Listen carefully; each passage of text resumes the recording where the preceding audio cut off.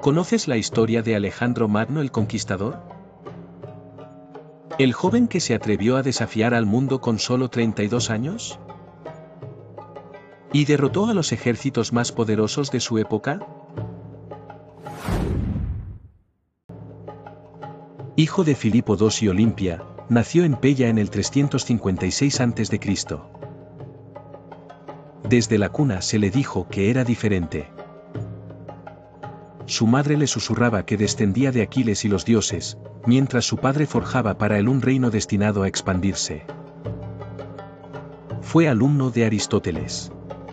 Entre filosofía y ciencias, el joven aprende que el conocimiento era tan poderoso como la espada. Pero Alejandro soñaba con algo más, con gloria eterna, con hazañas que hicieran temblar el tiempo. A los 12 años tomó a Bucéfalo, un caballo salvaje que nadie podía montar. Filipo lloró y dijo: «Hijo mío, busca otro reino, Macedonia es demasiado pequeña para ti». Ese día nació el conquistador. A los 16 ya gobernaba en ausencia de su padre. A los 18, lideraba la caballería en Queronea, aplastando a las polis rebeldes. La guerra ya era su idioma natural. Cuando Filipo fue asesinado, muchos pensaron que Macedonia caería. Pero Alejandro tomó el trono sin titubear. Ejecutó traidores, aseguró alianzas y comenzó a mirar hacia Oriente. Primero, sometió a los griegos. Tebas se rebeló. Alejandro la destruyó con tal violencia que las demás ciudades se rindieron sin combatir. Dejando solo los templos, envió un mensaje claro: desafiarlo era desatar el fin. Pero su verdadera meta no era Grecia, era Persia. El imperio más vasto y antiguo del mundo. Lo que para otros era locura, para él era destino. Quería vengar las invasiones de Jerjes y cumplir el sueño que su padre no alcanzó. En el 334 a.C., cruzó el Helesponto con 40.000 hombres. Al llegar a Asia Menor, lanzó una lanza al suelo y declaró: «Reclamo esta tierra como mía por derecho de conquista». La primera gran prueba fue el río Gránico. Los sátrapas persas esperaban confiados. Alejandro, desafiando todo consejo, cruzó el río a caballo, lanzándose al combate. Ganó, pero fue herido. Su sangre manchó el suelo asiático. Después de Gránico, muchas ciudades abrieron sus puertas. Sardes, Mileto, Éfeso. Pero Halicarnaso resistió.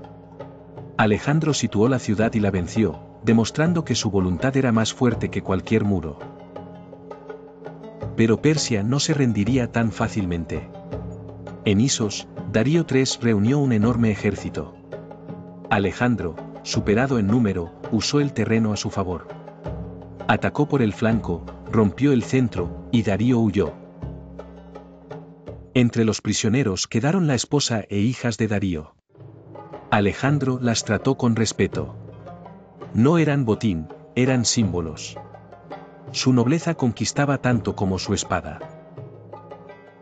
Alejandro avanzó hacia el sur. Tiro, la poderosa ciudad fenicia, se negó a rendirse. El asedio duró 7 meses. Construyó un istmo sobre el mar. Cuando cayó, fue arrasada. La furia macedonia no perdonaba. En Gaza, otro sitio sangriento. El comandante enemigo fue arrastrado por la ciudad aún viva. Alejandro podía ser generoso, pero también despiadado. Egipto lo recibió como un dios. Fue a Sigua, en el desierto, donde el oráculo de Amón le reveló que era hijo del dios. Desde entonces, ya no fue solo rey. Fue divina. O al menos, así se creía. Fundó Alejandría, que sería faro del saber durante siglos. No solo conquistaba territorios, también ideas. Soñaba con unificar culturas, no solo reinos. Mientras tanto, Darío preparó su última carta. En Gaugamela, reunió un ejército colosal. Alejandro estudió el campo, se engañó al enemigo y cargó en el momento exacto. Darío huyó otra vez. Entró en Babilonia, luego Susa y finalmente Persépolis. Allí, entre tesoros inigualables, se celebró. Pero una noche, ebrio o decidido, quedó el palacio de Jerjes. Venganza por Atenas. Fuego por fuego.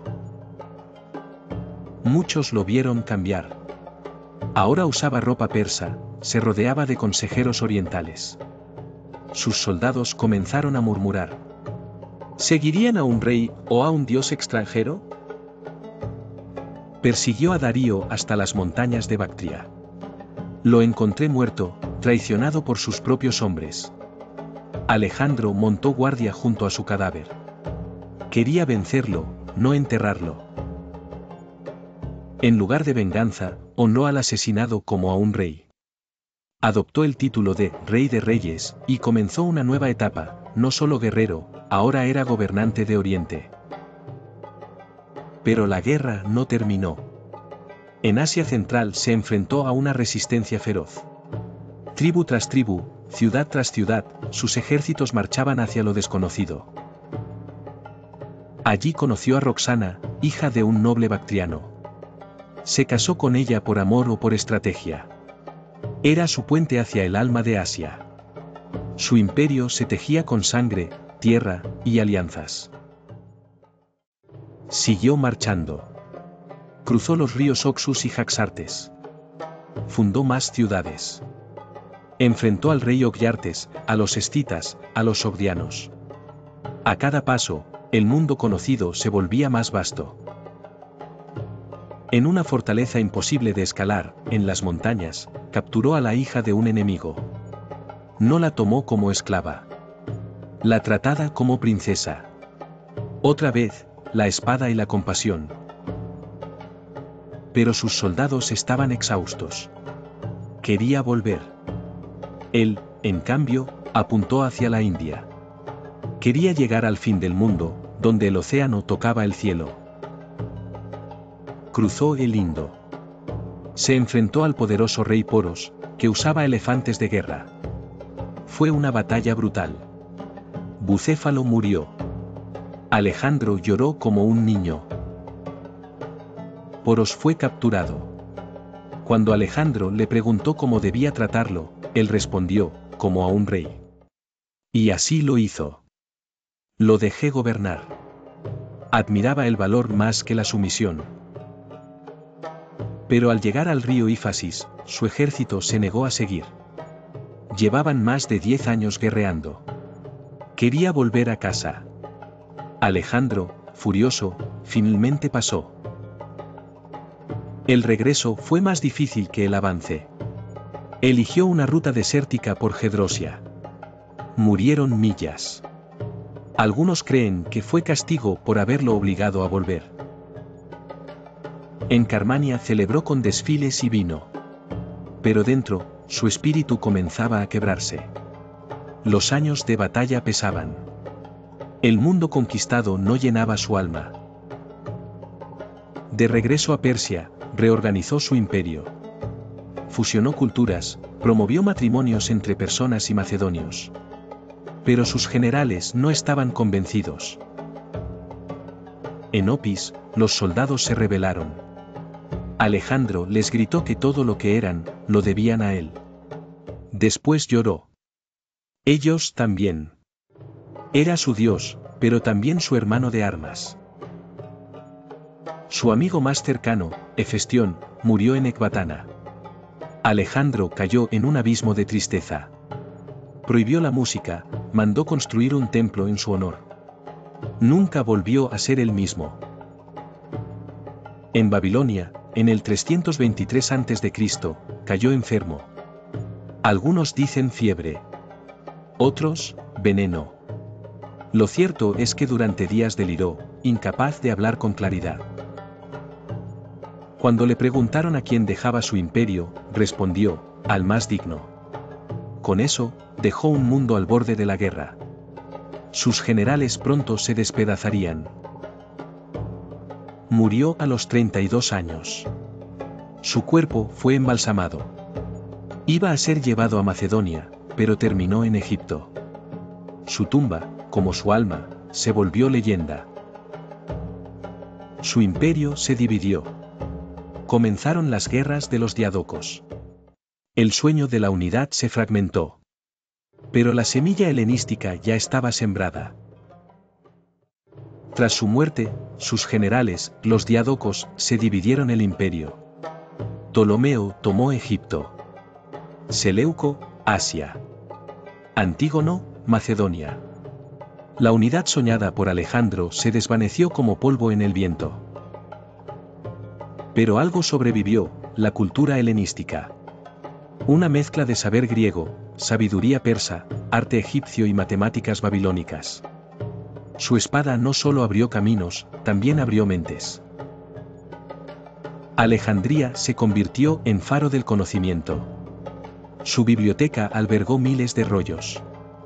Científicos, filósofos y poetas viajaban allí. Todo nació de un hombre que no aceptaba fronteras. ¿Era héroe o tirano? ¿Unificador o destructor? Fue ambas cosas. Porque Alejandro no fue solo un hombre. Fue la encarnación del deseo humano por trascender los límites. Adoptó costumbres extranjeras, no por traición, sino por fusión. Soñaba con unificar Oriente y Occidente, no con borrar diferencias, sino con abrazarlas.